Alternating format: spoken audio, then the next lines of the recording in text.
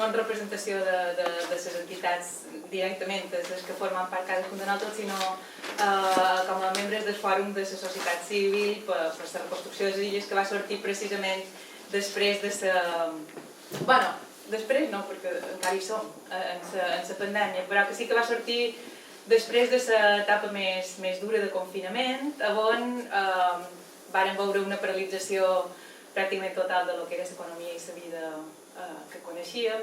Varen començar a entreveure escenaris que fins en aquell moment no eren previsibles. Varen començar a detectar vulnerabilitats que se feien evidents del model tant econòmic com social que tenim en aquestes illes i varen compartir, diguem, de qualque manera, des d'aquestes entitats la necessitat de tenir una veu a l'hora de debatre i de prendre les decisions de cap a on s'enfocava tot una vegada superat aquest, diguem, lapse de temps en què tot va estar aturat.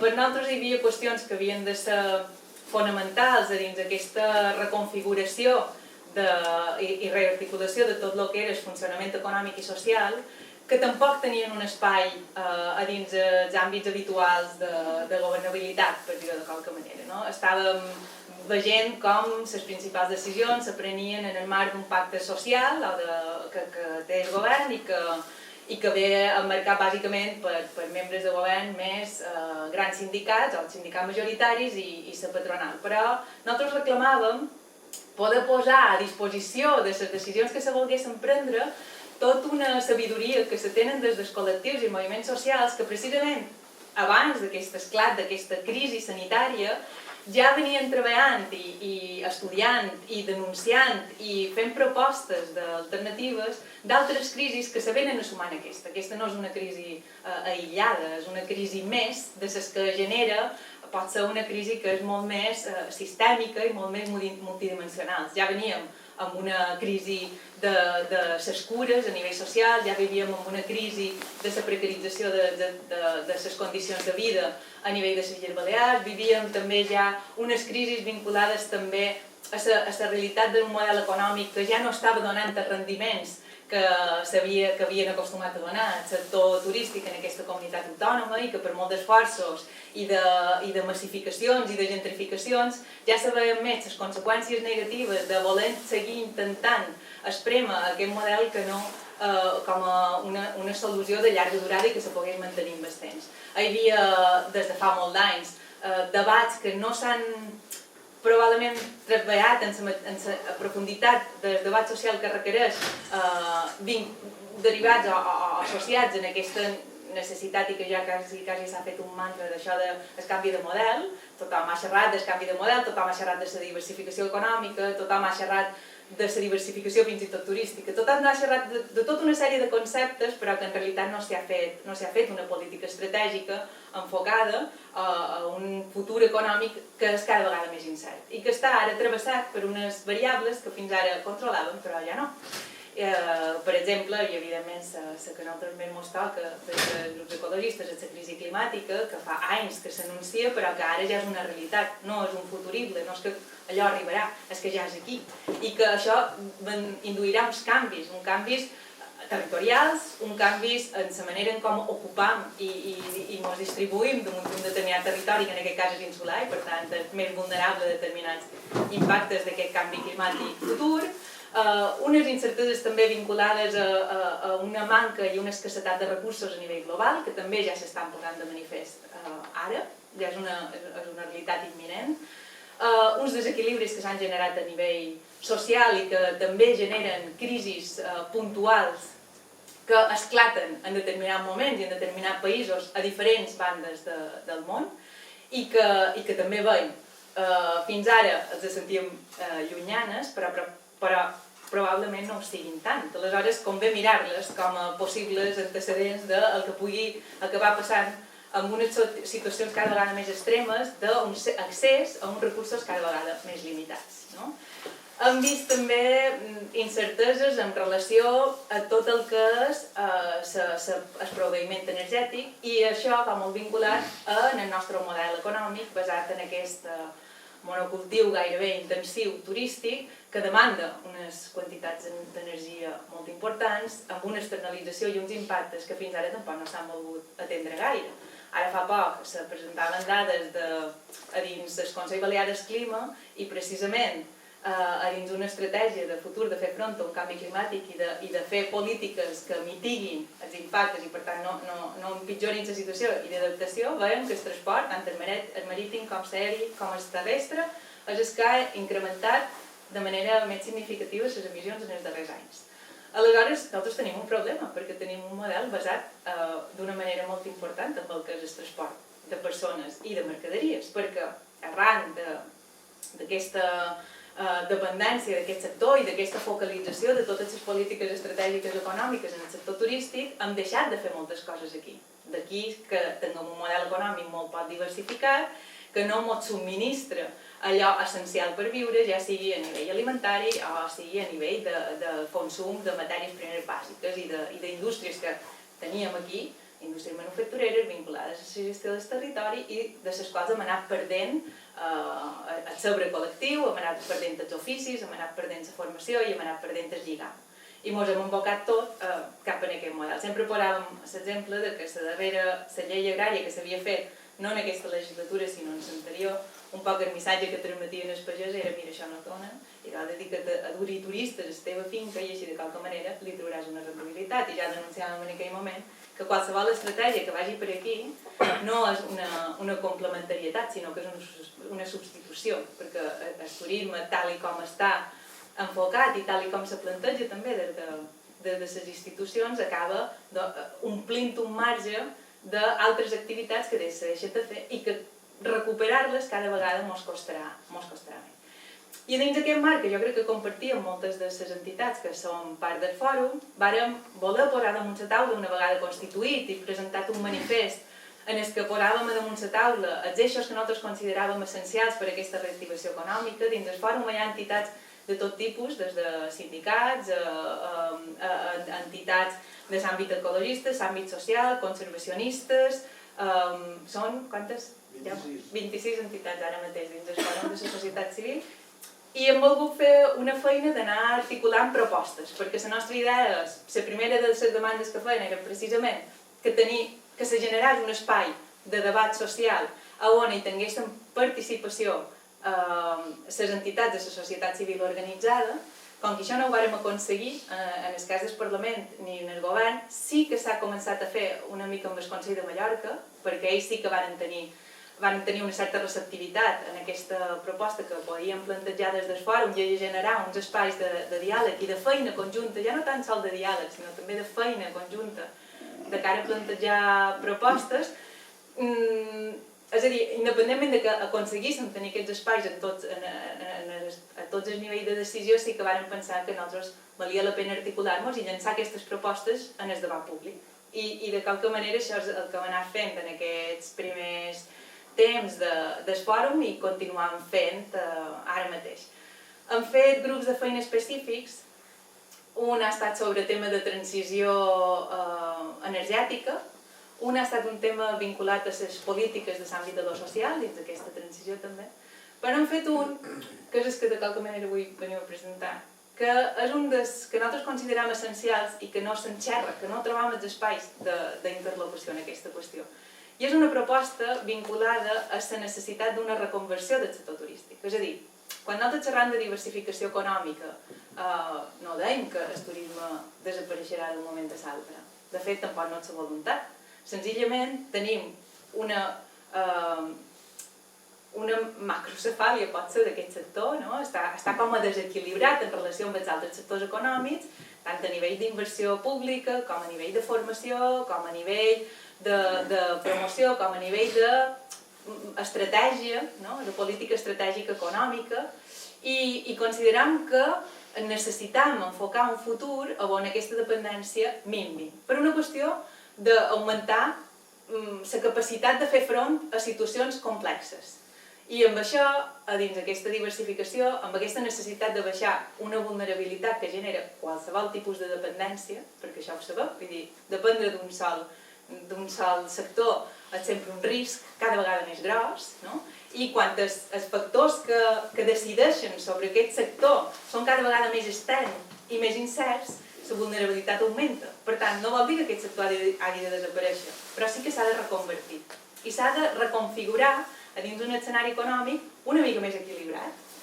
Aleshores, d'aquí surt la nostra proposta de reconversió turística, que en Celestí potser hi entrarà un poc més en el detall, però que el que volem és compartir-la per tenir retorns, per poder enriquir-la, perquè cap dels documents que fa el fòrum són documents que se presenten avui i s'acaben, sinó que són documents de feina permanent, i que va vinculada a un dels altres eixos també que nosaltres creiem que estarà molt en el debat social en aquests propers mesos, perquè implicarà una gran quantitat de dobbers que se posaran a disposició a través d'estratègies d'inversió derivats d'aquests fons europeus que s'han posat a disposició amb un endeutament de la Unió Europea sense precedents, però que s'han posat a disposició per intentar reactivar l'economia. Aleshores, segurament, els debats de la reconversió turística, els debats de la destinació dels fons europeus, els debats d'on van aquests doblers, en quines prioritats s'han de destinar, i tots aquests debats que ara seran, jo crec que molt necessaris, són els que de qualque manera volem avançar com a fòrum. La veritat és que per nosaltres, ho hem dit també com a fòrum, aquests espais són molt necessaris. Vull dir, ara mateix podem fer nosaltres feina a dins grups de feina del fòrum, podem generar actes, però el que necessitem precisament és dur tots aquests temes en el debat social i públic per enriquir-los i per donar-los força, per compartir-los, perquè la gent se'ls faci seus i perquè els puguen discutir de qualque manera i dur-los un poc més amunt. La proposta que vàrem plantejar, bé, el que jo vull explicar un poc està també en el document que heu trobat damunt la taula, que és aquest futur que volem, que és un poc un resum de la feina que s'ha fet des del fòrum i els plantejaments que articulen un poc les propostes comunes que fan des de les diferents entitats, unes entitats molt diverses i variades, per tant, arribar a acords semblava que no havia de ser tan fàcil, però ho és, perquè jo crec que sí que compartim la necessitat d'arribar a uns acords i de fer feina col·lectivament per posar propostes damunt la taula que siguin factibles i que siguin raonables i se puguin assumir. Aleshores, això ho teniu aquí, però també hi podreu consultar la web i a qualsevol a través de les entitats que formen part del fòrum hi ha una molt concreta que se va presentar precisament en el Parlament de les Illes perquè intentam ocupar espais també de participació ciutadana, com que no mos hi deixen entrar gaire, i tenen un espai que sí que s'hi poden fer actes públics, van demanar al Parlament per anar-hi a fer la presentació de lo que era l'agenda d'objectiu per la reconversió turística, que a partir d'un diagnòstic que segurament molt coincidim que hi ha, té com a 3 punts. Una referent a l'obsolescència del parc hoteler, és a dir, què fem amb tota la planta hotelera que és obsoleta, i la nostra proposta és efectivament que hi hagi una reconversió que impliqui de creixement del nombre de places turístiques, que això no és nou, en Celestí vos explicarà, perquè va ser ell, evidentment, que m'haurà fet una memòria de que ja hi ha hagut iniciatives polítiques en aquestes illes on s'han llevat places turístiques per una qüestió també de controlar aquesta qüestió que en els darrers anys se mos ha desbocat per tot el tema del lloguer turístic vacacional i perquè hi havia una borsa de places turístiques que estava plegada d'excepcions i que per tant no se feia allò que s'havia acordat políticament temps enrere de cada plaça que se dona més alta havia d'anar a canvi d'una que se dona més de baixa. Això era un precedent important que val la pena recuperar, unes excepcions que s'han llevat i que val la pena recordar-ho, però que pot ser no suficient, no? Quan fem una previsió a futur d'aquesta necessitat de reconvertir tot el parc hoteler a partir d'aquesta realitat, que és que ja hi ha una part de la planta hotelera que té un grau d'obsolescència considerable i que hem de pensar què fem amb això, sobretot de cara a futur i si volem, disminuir aquesta dependència i 2, fer front a possibles escenaris futurs on els nombres de la quantitat de turistes que hem conegut fins ara no torni a ser una realitat, que de fet seria en molt de casos i sobretot des del punt de vista ecològic bastant desitjable. Aleshores, aquesta és una de les qüestions que en Celestí vos contarà un poquet. Hi ha temes també vinculats a la sobreocupació. A dins d'aquesta proposta hi ha algunes claus que se podrien polítiques que es podrien posar en marxa directament, i dins la part d'obsolescència, evidentment, hi ha damunt la taula el debat de llevar places, però també hi ha el de reconvertir places, i és que tenim una part de parc ja construït que potser se li podrien donar altres usos. I això és un debat també complex i delicat, que ha donat amb anterioritat motiu de moltes discrepàncies en el canvi d'usos que se donaven a determinats hotels. Hi ha hagut una contestació perquè això no fos així, però amb determinats paràmetres vinculats a l'ordenació urbanística probablement podria ser una solució en determinats espais turístics propers a àrees residencials. No podem pensar en la costa, pot ser. Dins d'aquesta proposta també hi ha una qüestió que afecta directament a el que són tot el tema litoral. Això ens hem emmirallat un poc amb el que fa ja el govern de l'estat francès, que és començar a fer una inversió pública amb dobbers, amb pressupost públic, per començar a desocupar el litoral, un litoral que cada vegada està més amenaçat i que quan venen temporals pateix danys damunt les infraestructures que després acaben costejant també en dobbers públics la seva reconstrucció, perquè si tu no ho has planificat i això te ve de cop, te pot generar no només danys materials sinó també danys personals, i dos, la urgència després és recuperar-lo tal com estava perquè ve la temporada turística, i això ho vam veure, ho hem vist a Capdepera, ho hem vist en els municipis de Llevant quan hi ha hagut episodis així. I probablement això ara no sigui l'estratègia més intel·ligent, però tampoc no és intel·ligent esperar que vinguis cop per després prendre decisions, perquè és el pitjor moment per prendre decisions. I això sí que s'hauria de fer una estratègia planificada de construcció de la zona litoral. Això són com jo els molles titulars com a més provocadors, que després segurament plantejarem. Però la nostra proposta està bastant més detallada, està proposada a nivell també de números i també està plantejada des d'una transversalitat, és a dir, no podem enfocar la reconversió turística sense paral·lelament pensar com recreixem altres sectors econòmics i com fem un acompanyament en plans d'ocupació a una realitat que serà canviant i que no ho farem d'avui per demà, que requereix una planificació estratègica, requereix una inversió pública i requereix una societat preparada per avançar en aquests canvis. I fet la introducció, que ho exporti més en detall. Bé, moltes gràcies per ser convidada. En Sebastià m'aprecia molt. M'ha fet molt més jove del que som. En xarxa de Facebook o no sé on, una xarxa d'aquestes que me'n fan. I jo no he canviat, ni vull canviar, presumir que som una miqueta. En realitat ha fet una magnífica exposició de lo que és la situació i de lo que pretén el fòrum. Per inventir que una comunitat com aquesta, que vivim bàsicament de l'activitat turística, el secret més ben guardat sigui precisament tot allò que fa referència al turisme. Per ell que de turisme no en pot parlar ningú, només en poden parlar els professionals i els experts. I jo veuré molt bé que els professionals i els experts parlin de turisme, però en parlen amb una intenció de defensar uns interessos que són per això, per el que paguen les empreses i si són propietaris per defensar els seus propis interessos. En canvi, el turisme és una activitat que la matèria primera del turisme és el territori, en definitiva és el medi. I el medi, agradi o no agradi, no és propietat d'un sector ni d'un particular, sinó és propietat de comuna. I que, per tant, quan operam damunt el medi, el principi de control democràtic i de debat democràtic s'ha de posar per davant de qualsevol altra qüestió. I que, per tant, de turisme sí que no només és que en puguem parlar tots, sinó que és necessari que en parlin tots els sectors socials. El fòrum, en certa manera, ve no cobrir aquest bull, perquè no el podem cobrir, però sí a ser una mica provocador en el sentit que anem a parlar d'aquest tema, gradi a qui gradi. Nosaltres no vam néixer al fòrum per criticar ningú, sinó tot el contrari, per aportar en el debat. Per tant, el màxim esforç que fem és generar debat.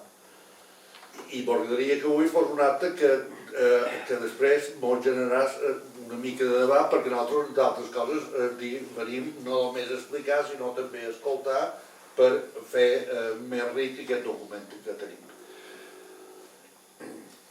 Na Margalida parlava de canvis. Parlava de canvis que s'han produït i que els ha posat sobretot a vista de tots, és dir, la pandèmia i la crisi que ha generat la pandèmia. Parlant de turisme, jo diria que els canvis que ens interessa centrar molt o concretar molt és tot allò que afectarà el consum. És dir, l'activitat turística és una activitat bàsicament de consum. Les vacacions són una part del consum de les famílies i dels individus europeus i del món en general. Per tant, el tema del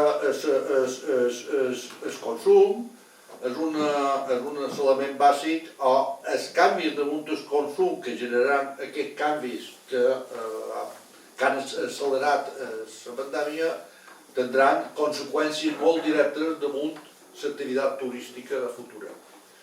L'activitat turística futura, jo no crec que hi hagi ningú, encara que ho tingui clar que el que passarà, però sí que podem intuir coses i en tot cas anirem parlant una mica d'avui vespre. Però el que està clar és que el consum vendrà, els canvis en el consum vendran determinats per una part, per el que és el sistema de producció, és a dir, la producció, el sistema de producció a Europa, per exemple, faig referència a l'àrea europea, s'ha demostrat que era dependent, massa dependent de les altres, de les economies orientals, i per tant ja està replantejat tot un sistema, tot un canvi en la producció. Vendrà donat aquest canvi de producció per el que ja també assenyalava a Margalida, que és se comencen a denotar l'escassedat de certes matèries primeres. I això implicarà un canvi. I que incidiran en el consum. Per exemple, l'augment o l'escassez d'energia implica un canvi en els sistemes de transport i en els sistemes de mobilitat. I llavors hi ha un element essencial que si volem que el món funcioni és que les coses han de canviar en quant a la durabilitat. Això ja no és dir, aquesta societat de consum d'usar i tirar, això ja és una cosa que haurà de passar a la història. Tot això afectarà en el turisme. A més d'això, en el turisme, els propis hàbits de consum ja en relació amb el turisme també afectaran de manera clara. I quins són els hàbits, aquest canvi d'hàbits? Sobretot aquells que se desprenen de la lluita pel clima. Dins la lluita pel clima, un dels elements essencials, una de les qüestions cabdals és l'emissió de gasos d'efecte hivernacle. Nosaltres estem dins un tipus d'indústria que, dissortadament, està generat molt efecte hivernacle. Transport aeri, transport marítim, creuers, transport individual. No tenim una comunitat que no té un transport públic a l'altura ni dels temps ni de les necessitats. Dit dels temps perquè si té passatgers per de fora d'Europa té un transport públic superior al nostre, i de la necessitat, nosaltres som una comunitat amb més d'un milió d'habitants que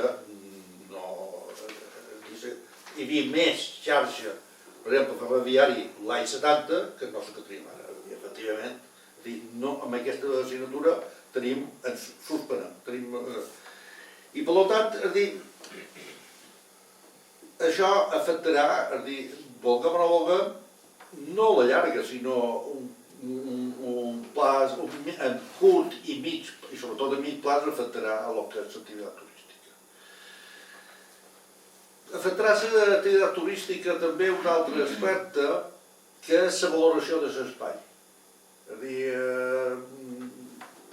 l'espai físic, de seguretat, de tots, que ha provocat la pandèmia. Si us fixeu enguany, que és una de les coses que pot detectar en aquesta temporada, la màxima ocupació turística ha estat en els xalets, el que és habitatge residencial. En segon lloc, els que han tingut màxima o una bona ocupació han estat hotels d'una certa qualitat que tenen habitacions espaioses. Això també serà un element important. Què vull dir amb això? Una qüestió que sempre l'han sabuda i sempre l'han denunciada és que d'altres no poden competir amb la resta de destinacions turístiques en la planta hotelera que tenim. És a dir, no podem anar a competir amb igualtat de condicions en Turquia, per exemple, suposant que Turquia no tingui problemes de geopolítica i que estigui tranquil·la i estabilitat, perquè aquells senyors han fet hotel nou i tenen un hotel de 40 metres quadrats d'habitació, de 60 metres quadrats d'habitació, quan un altre de 30-20 metres quadrats. Moltes habitacions, no totes, però moltes. Per tant, aquesta qüestió de l'espai és un element que també incidirà damunt el que és el consum en relació amb el turisme. Quan parlem de consum, la pregunta immediata que ens pertoca és dir, i per tant, si hi haurà tots aquests factors que incidiran damunt l'activitat, podem seguir visquent en 14 milions, o podem seguir tenint 14 milions de turistes. Jo la meva resposta immediata diria, és possible tenir 14 milions de turistes, però no és gens convenient tenir 14 milions de turistes. És a dir, i vos explicaré per què.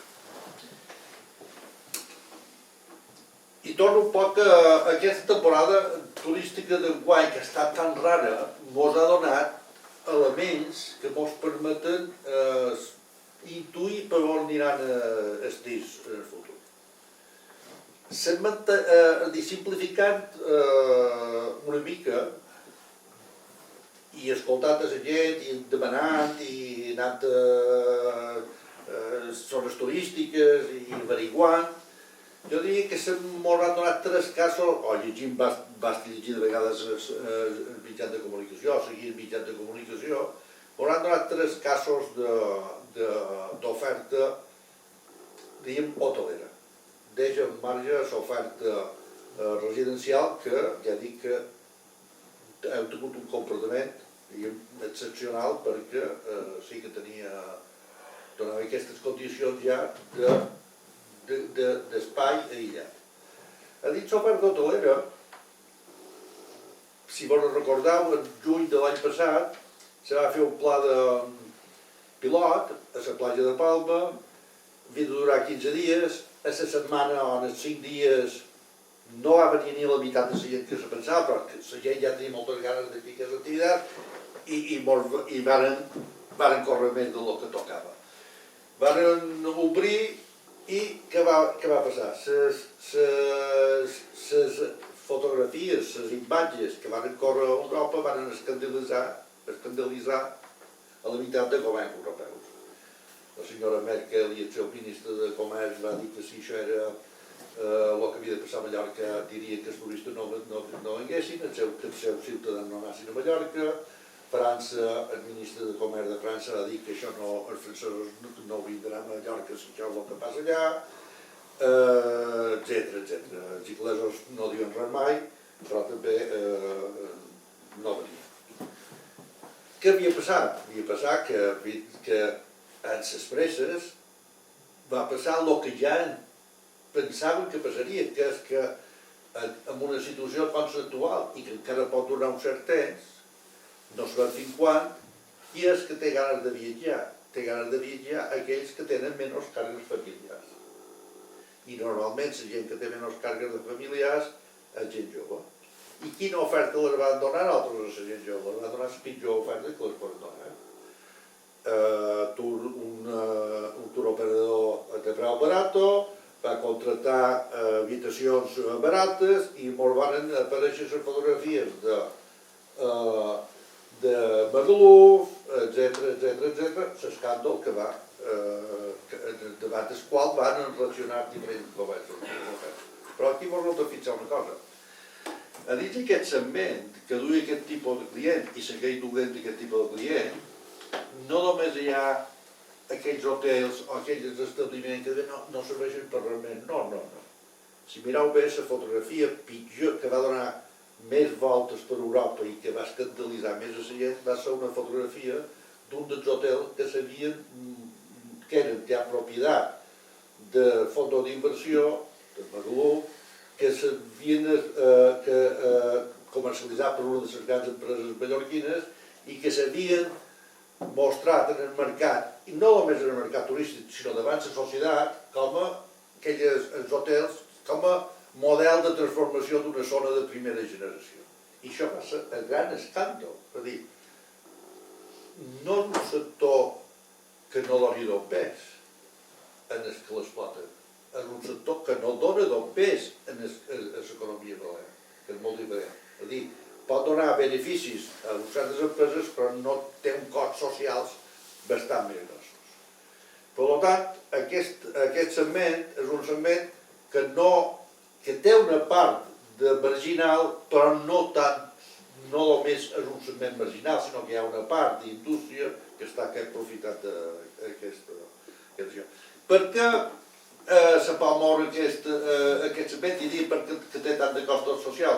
Normalment, i això ja se va veure enguany en els lots d'estudiants, perquè hi pot haver un turoperador que fa una oferta barata per un hotel? Perquè l'hotel li ofereix, per preu que ell se venen per habitació, i li ofereix habitacions de dues places per 4 persones, o per 5 persones. És a dir, una habitació que té una capacitat per 2 places, per 2 llits, se n'hi ficaran 4 o se n'hi ficaran 6. Jo he vist, i no m'invent, habitacions en què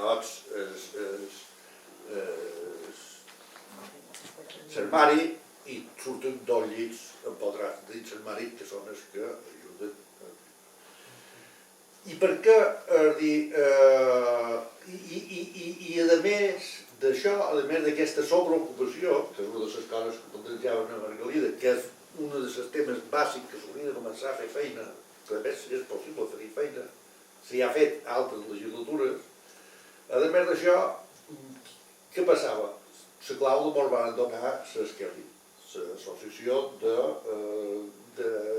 camareres de pisos, que deia que tenien unes condicions dures perquè hi havia una part important de les companyeres que seguien en Berto i elles havien de fer la feina de les que s'estaven en Berto. És a dir, s'estaven utilitzant per una part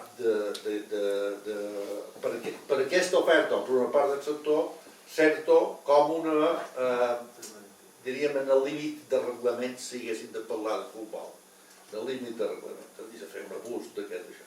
És a dir, per tant, una part d'aquesta oferta barata se manté gràcies a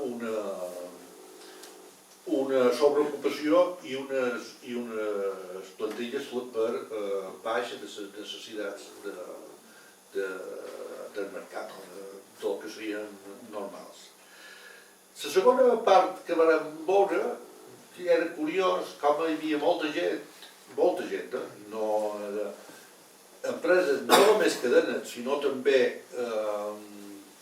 hotels individuals, en què havien optat per tot el contrari, o han optat enguany, més que l'any passat, enguany per tot el contrari. És a dir, jo no me jugaré el meu negoci baixant preus i duent turisme d'al·luvió. Jo mantindré preus,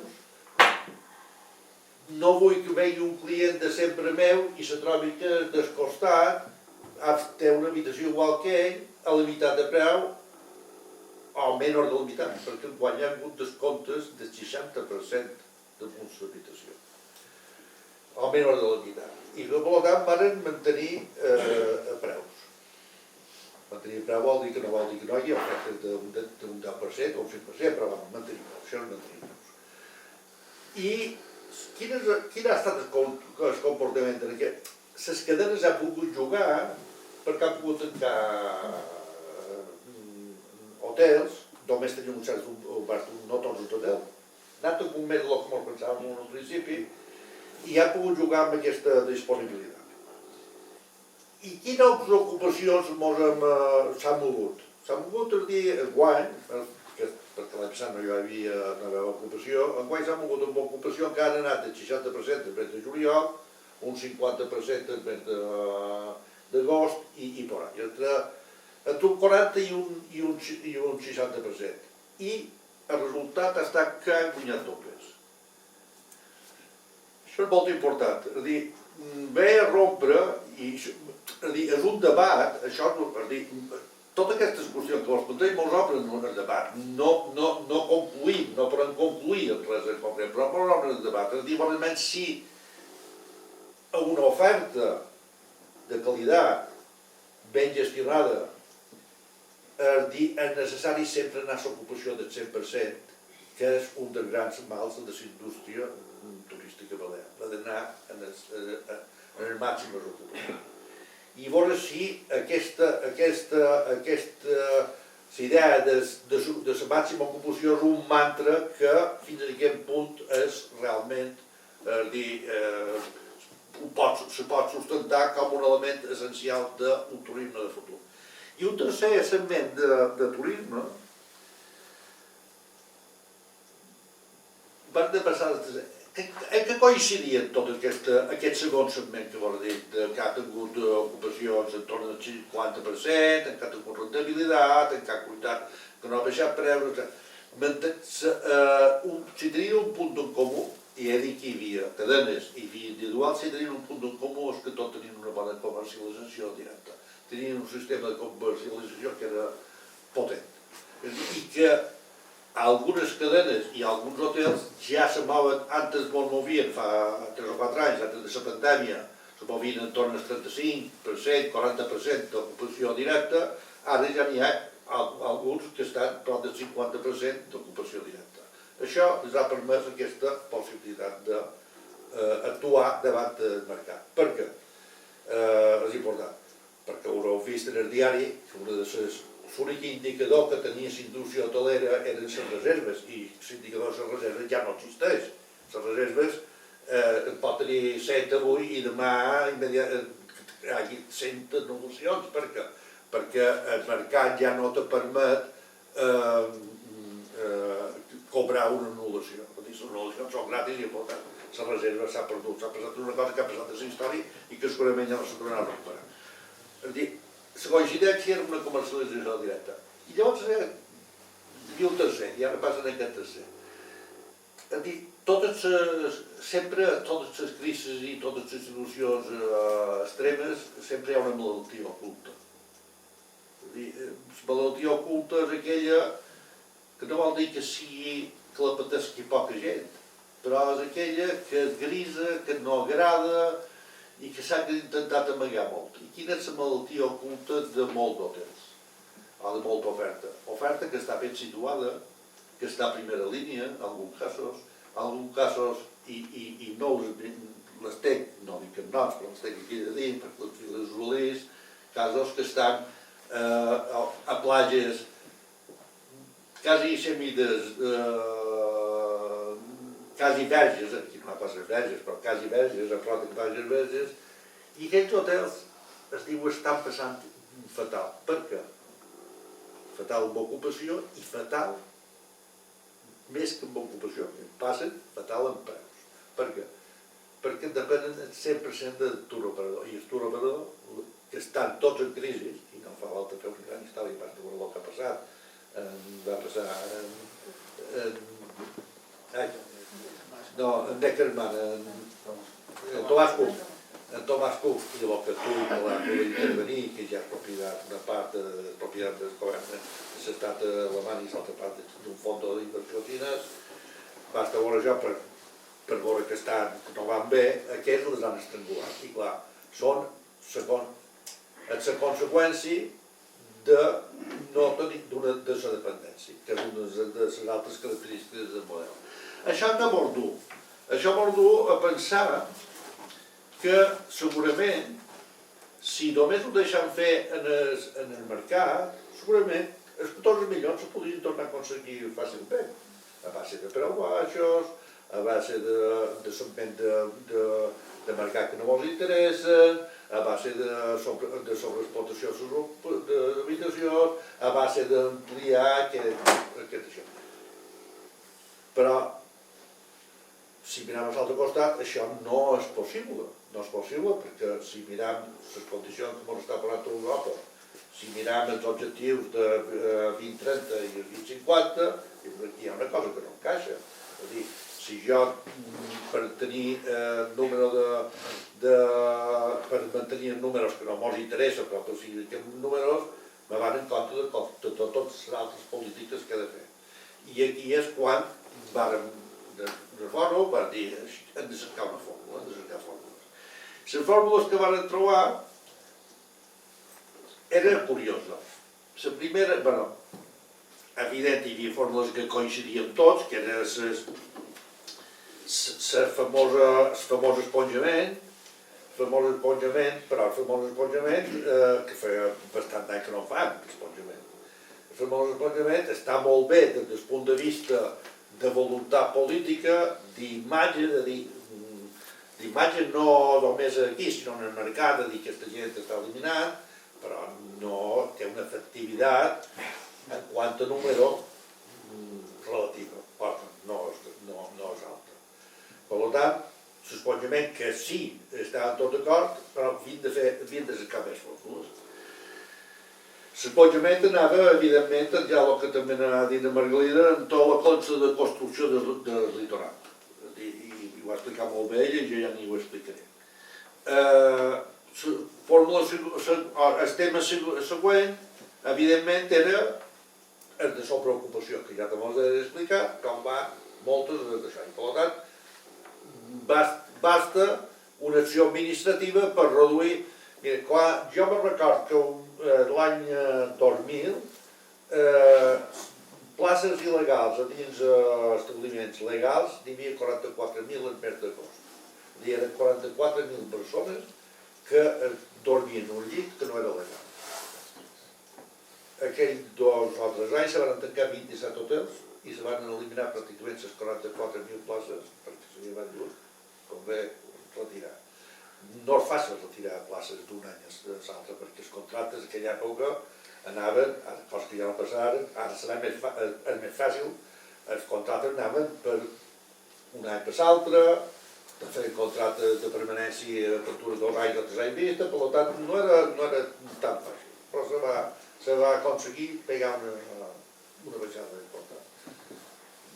No és, les places, a més, aquest tipus de sobreocupació no està relacionada, no és una relació directa amb la pressió del mercat. És a dir, no hi havia sobreocupació d'habitacions perquè fóssim una destinació al refugi, és a dir, perquè Turquia, Tunísia, Egipte tenien problemes polítics i tots venien aquí i per tant no teníem l'obligació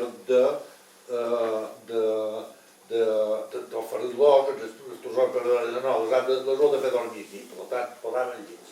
No, això és aquesta pressió, però no. La pràctica i jo, la meva experiència, me demostra que és una mala praxis comercial. És a dir, hi ha gent que hagi o no hagi pressió al mercat, viven d'això, viven de la sobreocupació. Per tant, un altre aspecte és la sobreocupació. I l'altre també, que no és nou, jo ho he viscut en això, aquesta modernització. Ara aquí sí que hi va un canvi en les estructures, les idees de modernització,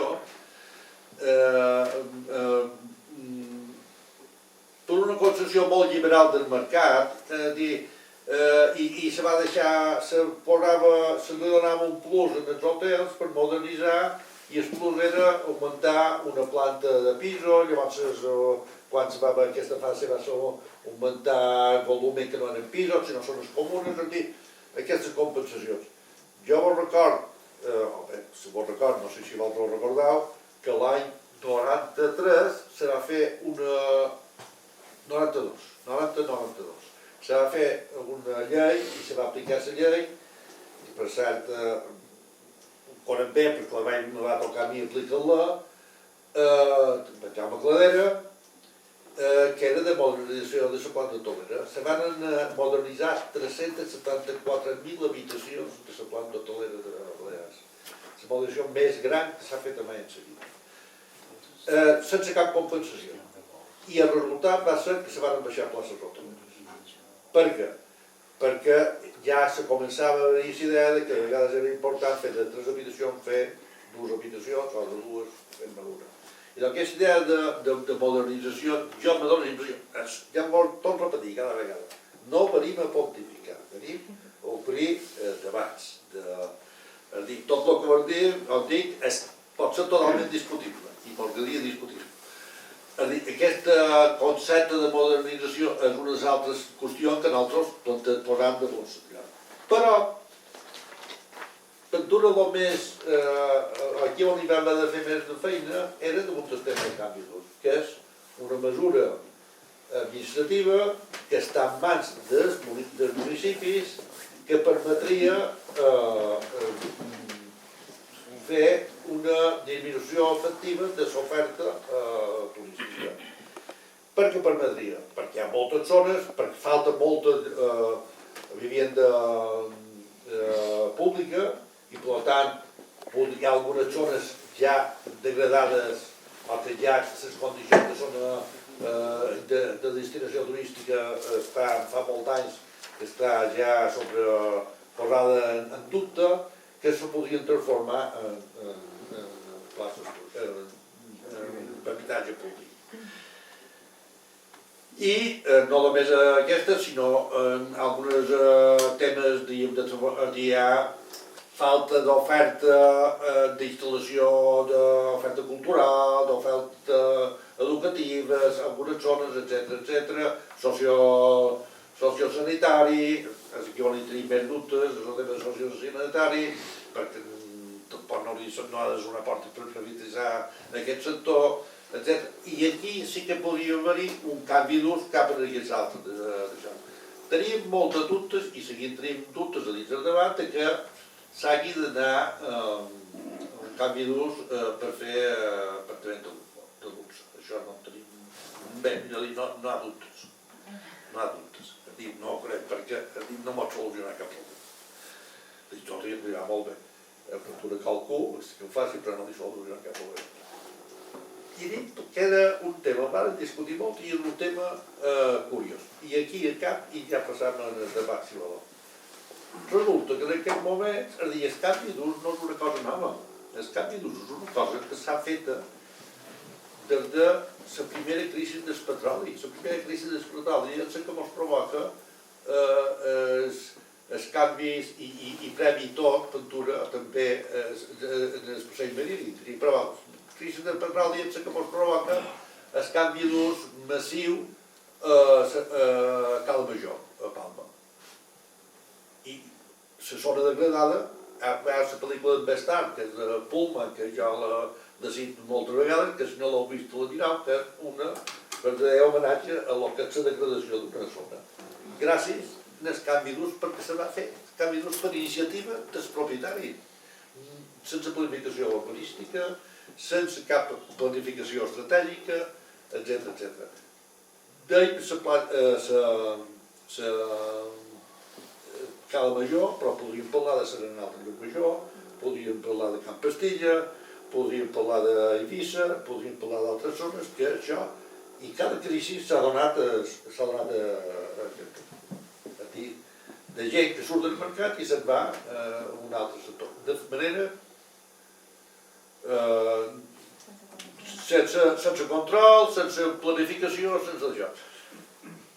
La pròxima xerrada que vendrem a fer aquí, vos durem, perquè jo ho vull fer, i vos durem una exposició de fotos d'edificis que han fet canvi d'ús per seu compte, que és el Museu de